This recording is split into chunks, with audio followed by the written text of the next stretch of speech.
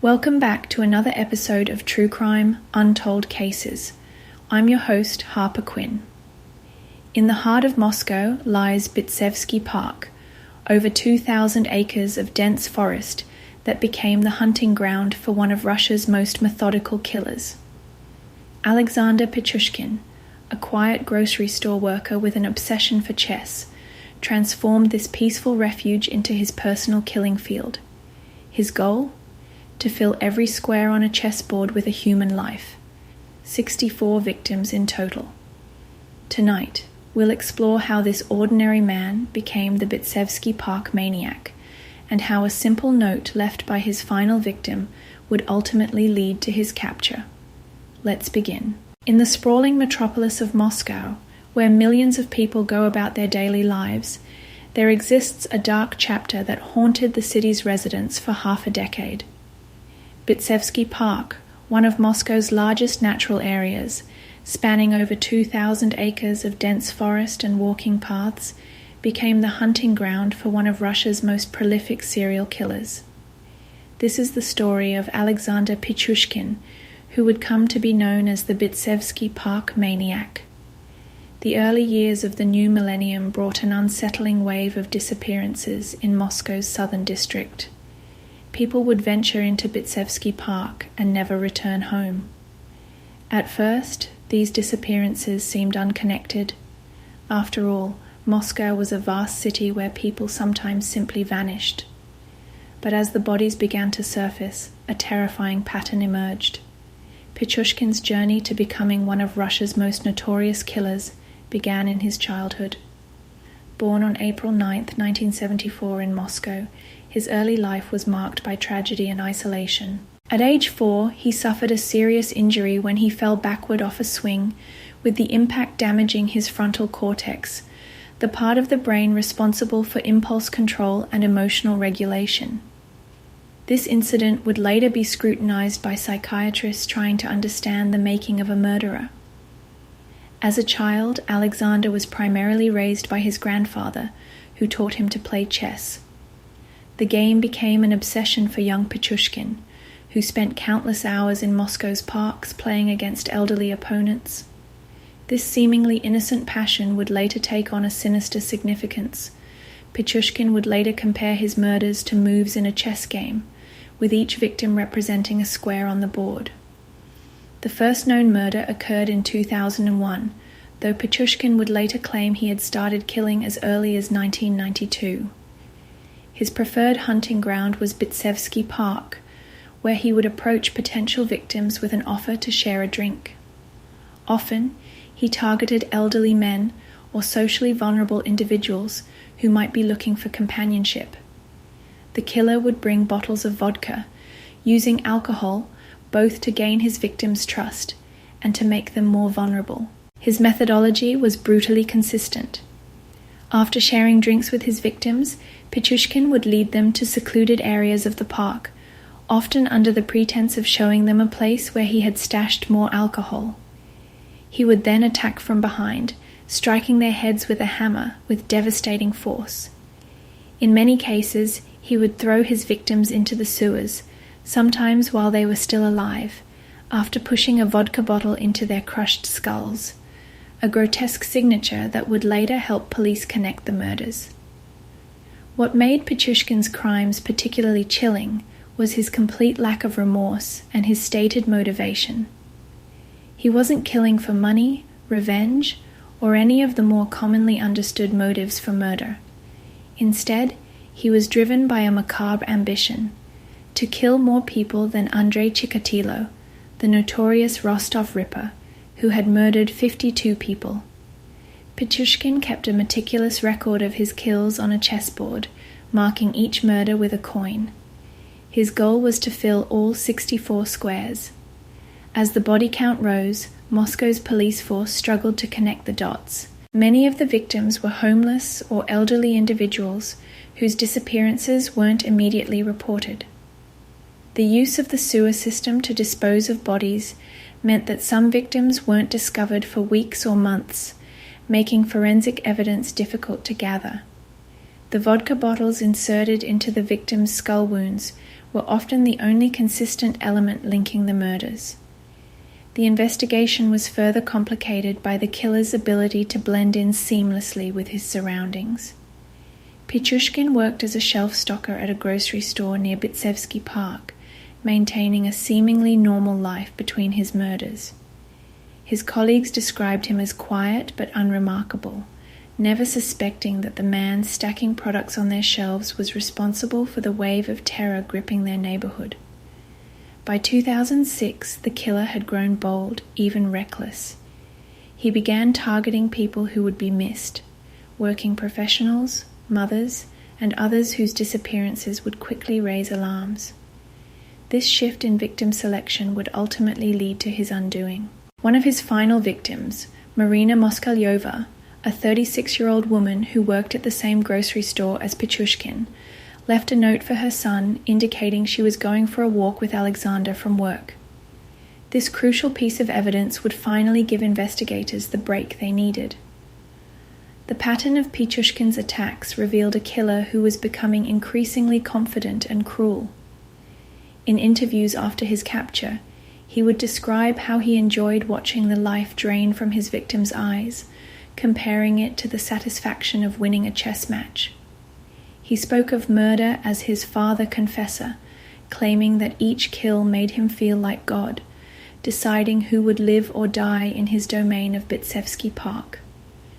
As the investigation intensified, Moscow's residents lived in fear. The park that had once been a peaceful retreat from urban life became a place of terror. Local newspapers warned people to avoid walking alone in Bitsevsky Park, especially during evening hours. But despite the warnings, the killer continued to find victims, drawn to what he would later describe as an irresistible compulsion to kill.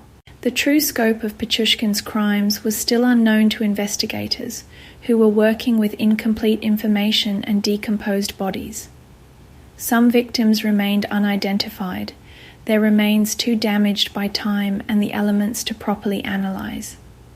The killer's use of the sewer system had effectively created a massive, underground cemetery beneath Moscow's streets, with bodies occasionally surfacing during heavy rains or maintenance work. As we delve deeper into this case, we'll explore how investigators finally caught the Bitsevsky Park Maniac, the shocking revelations that emerged during his confession, and the profound impact his reign of terror had on Moscow's collective psyche. The story of Alexander Pichushkin serves as a chilling reminder of how a public space meant for recreation could become a killing field in the hands of a determined predator. The breakthrough in the case came with Marina Moskalyova's disappearance in June 2006. When she failed to return home, her son immediately contacted the police, showing them the note she had left mentioning Alexander. Surveillance footage from the metro station near Bitsevsky Park captured Moskalyova walking with Pichushkin on the day of her disappearance. This crucial piece of evidence, combined with her connection to him at the grocery store, gave investigators the lead they had desperately been seeking. When police brought Pichushkin in for questioning, they were struck by his calm, almost detached demeanor. Rather than deny his involvement, he seemed eager to discuss his crimes in detail. What followed was one of the most chilling confession sessions in Russian criminal history. Pichushkin not only admitted to killing Moskalyova, but proudly declared that he had murdered at least 61 people, and possibly as many as 63. During his interrogation, Pichushkin spoke with disturbing enthusiasm about his murders. He described his technique in clinical detail, explaining how he would strike his victims exactly 64 times with his hammer, a number corresponding to the squares on a chessboard. "For me, life without killing is like life without food for you," he told investigators. "I felt like the father of all these people, since it was I who opened the door for them to another world." The police were able to verify 48 of his claimed murders through physical evidence and his detailed descriptions of the crime scenes. Pichushkin led investigators to various locations throughout Bitsevsky Park, pointing out where he had disposed of bodies and describing specific details that only the killer could have known.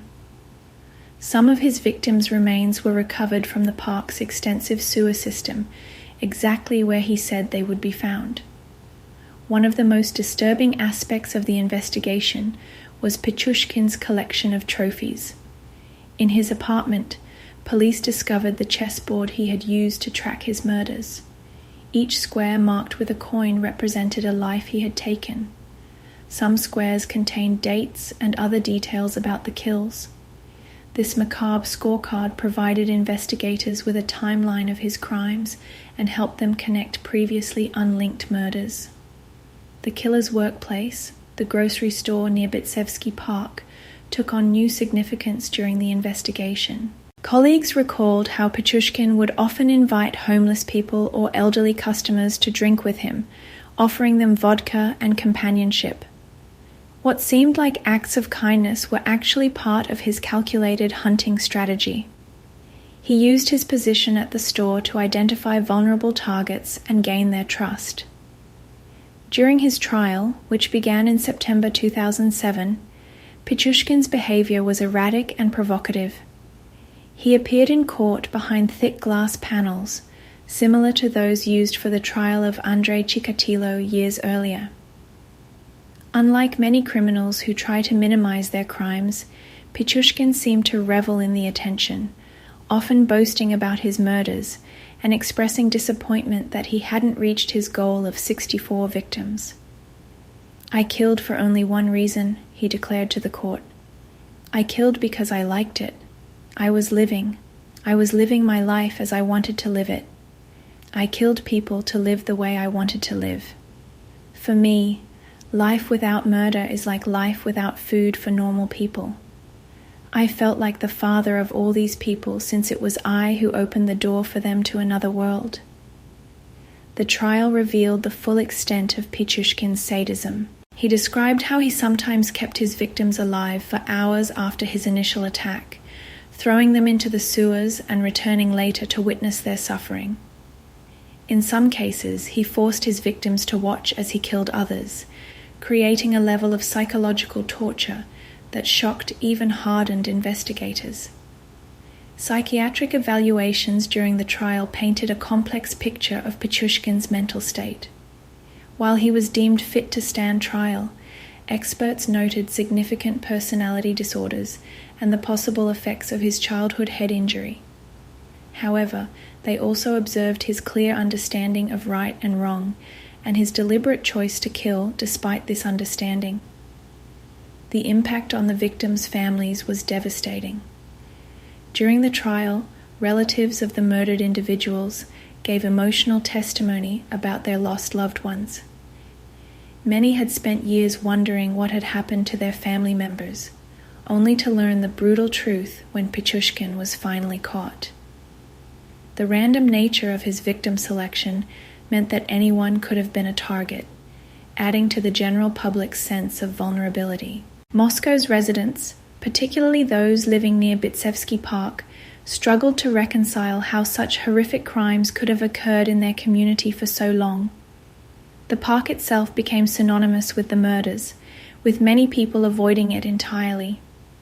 Local authorities implemented additional security measures, including increased police patrols and better lighting, but the psychological damage to the community's sense of safety was already done.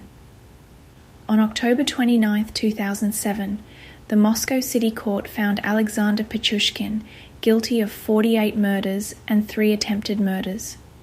He was sentenced to life imprisonment, with the first 15 years to be spent in solitary confinement. The judge ordered that he be held in a special prison facility designed for particularly dangerous criminals, where he remains to this day. In interviews from prison, Pichushkin has continued to speak about his crimes with a disturbing lack of remorse. He has compared himself to other notorious killers, particularly Chikatilo, whom he claims to have surpassed in brutality, if not in numbers. His statements from behind bars reveal a man who views his murders not as crimes, but as achievements, marking him as one of Russia's most unrepentant serial killers. The aftermath of Pichushkin's trial and imprisonment revealed even more disturbing aspects of his personality and crimes. In a series of prison interviews, he elaborated on his philosophy of murder, describing it as a form of power that made him feel almost like a god. He explained how the act of killing had become an addiction, growing stronger with each victim. "In all cases, I killed for only one reason," he stated, "because I wanted to.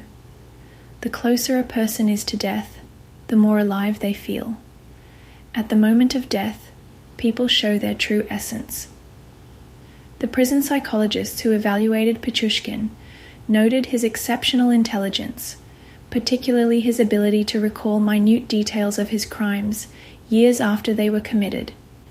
He could describe the weather conditions, his victims' clothing, and their final words with unsettling precision. This photographic memory had helped him evade capture for so long, as he was able to carefully plan his movements and avoid leaving evidence that might connect one murder to another. One of the most chilling aspects that emerged during his imprisonment was his detailed explanation of how he selected his victims. "I could tell within seconds if someone would be easy to kill," he said during one interview. He described looking for people who seemed lonely or desperate for connection, explaining how he would observe potential victims for several minutes before approaching them with his offer of vodka. This calculated approach demonstrated a predatory intelligence that went far beyond simple opportunity killing. The impact of Pichushkin's crimes continues to resonate through Russian society. Bitsevsky Park, though still frequented by Moscow residents, has never fully shed its dark association with his murders. Local folklore has emerged around certain areas of the park, particularly the locations where bodies were found, or where Pichushkin frequently hunted for victims. Some older residents still refuse to enter the park alone, especially during the evening hours. The case led to significant changes in how Russian law enforcement handles serial murder investigations. The delayed recognition of a pattern in the disappearances and murders highlighted the need for better coordination between different police districts and more sophisticated tracking of missing persons cases. The Russian authorities also implemented new protocols for investigating deaths in public parks and monitoring security camera footage in high-risk areas. In prison, Pichushkin's behavior has remained consistent with his personality during the trial. He shows no signs of remorse and continues to speak proudly of his crimes when given the opportunity. He maintains a chess set in his cell, though under strict supervision, and reportedly still plays the game with the same intensity that characterized his younger years. The parallel between his strategic approach to chess and his methodical murder spree remains a subject of study for criminologists. Perhaps most disturbing are his occasional letters to the media, in which he attempts to philosophize about his actions. In one such communication, he wrote, "Each murder is like a first love. You never forget it, and you're always trying to recapture that feeling." These statements have led some experts to suggest that Pichushkin represents a particularly dangerous category of serial killer, one who kills not from psychological compulsion alone, but from a warped intellectual justification of murder as a form of self-expression. The case of the Bitsevsky Park Maniac serves as a stark reminder of how a public space can be transformed into a killing ground by a determined predator. It highlights the vulnerability of those on society's margins, the elderly, the homeless, the lonely, who often become targets for such killers precisely because their disappearances might go unnoticed. The case also demonstrates how a killer can operate in plain sight, maintaining a normal job and social interactions while carrying out horrific crimes. Today, Alexander Pichushkin remains one of Russia's most notorious criminals, mentioned in the same breath as Andrei Chikatilo, the killer he sought to surpass. His case is studied by criminologists and psychologists worldwide, particularly for its insights into the psychology of serial killers who view murder as a form of personal accomplishment rather than a means to an end.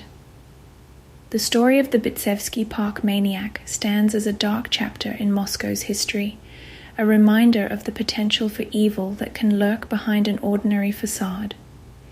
It raises uncomfortable questions about human nature and the thin line between civilization and savagery. As one prosecutor noted during the trial, Pichushkin's crimes show us that monsters don't always hide in shadows. Sometimes they stock shelves at the local grocery store and play chess in the park. For the families of his victims, the end of Pichushkin's trial brought little closure. Many continue to grapple with the random, senseless nature of their loved ones' deaths. The fact that many victims were killed simply because they accepted what appeared to be a friendly offer to share a drink has left a lasting impact on the community's sense of trust and security. As Alexander Pichushkin serves out his life sentence, his case remains a cautionary tale about the darkness that can exist within seemingly ordinary people, and the importance of remaining vigilant in even the most familiar places. The Bitsevsky Park Maniac may be behind bars, but his legacy continues to cast a long shadow over Moscow's largest park, serving as a grim reminder of one man's twisted quest to fill a chessboard with human lives.